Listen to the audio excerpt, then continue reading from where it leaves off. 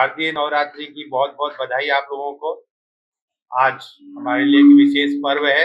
हमारे संस्थान के लिए गर्व का विषय है कि हम देश और विश्व के लिए आयुर्वेद संदेश प्रसारित करने का काम कर रहे हैं। और 2016 से ये प्रतिवर्ष धनतेरस के दिन मनाया जा रहा था, आपको जैसा बताया गया है। लेकिन इस बार 23 सितंबर डिसाइड किया गया और 23 सितंबर एक विशेष दिन होता है, जिस दिन 12 घंटे की रात और 12 घंटे का दिन होता है। जो आयुर्वेद के दृष्टिकोण से देखें तो हमारे पास दिनचर्या और ऋतुचर्या के हिसाब से श्रेष्ठ दिन होता है, इसलिए वो दिन फिक्स किया गया है।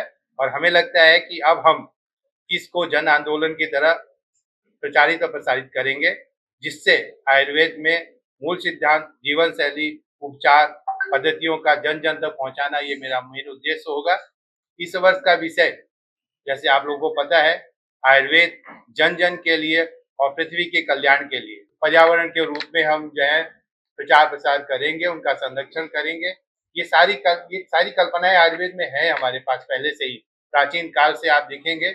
और बहुत सारे, हमको ऐसा विश्वास है कि आप सब लोग आयुर्वेद का प्रयोग करते ही होंगे घर पे, क्योंकि हमारा फर्स्ट लाइन ऑफ ट्रीटमेंट जरूर होता है कि मॉडर्न में हम भागते हैं, दवाइयाँ करते हैं, लेकिन आप जुकाम बुखार कुछ भी हो तो सबसे पहले हम घर में जाके काढ़ा बना के पीते हैं, कुछ भी चीज ले लेते हैं। तो उसको प्रचार प्रसार ज्यादा से ज्यादा कर सके, और ये चीजें नुकसानदेह नहीं होती हमारे लिए।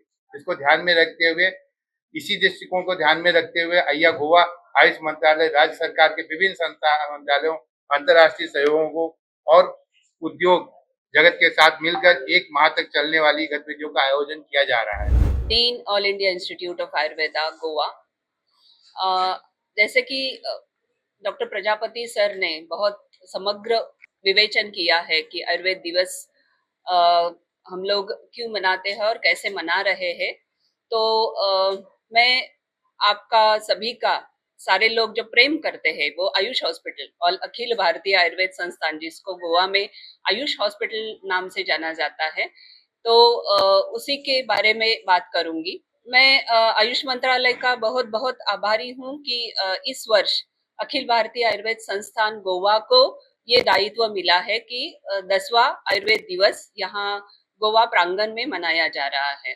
इस तरह की सारी प्रतियोगिता, क्विज कॉम्पिटिशन्स स्कूल्स में और कॉलेजेस में, इस तरह की सारी प्रतियोगिता और प्रोग्राम मनाए गए, और सारी भारत, न कि भारत पर पूरी दुनिया, ये आयुर्वेद दिवस के उपलक्ष्य में बहुत सारे प्रोग्राम आयोजित कर रही है।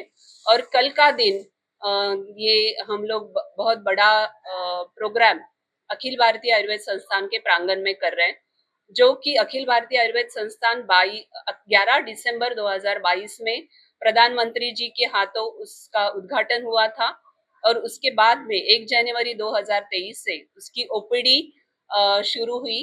और शुरू में 6 ओपीडी से जो हमने शुरुआत की थी, अभी वहाँ 22 ओपीडी, स्पेशलिटी ओपीडी कार्यरत है, और उसमें डेली 800 से ज्यादा लोग, मरीज इसका लाभ लेते हैं। और आज तक हमने इनॉग्रेशन के बाद में आज तक हमने 4.5 लाख लोगों ने उसका लाभ लिया है विविध ओपीडी में।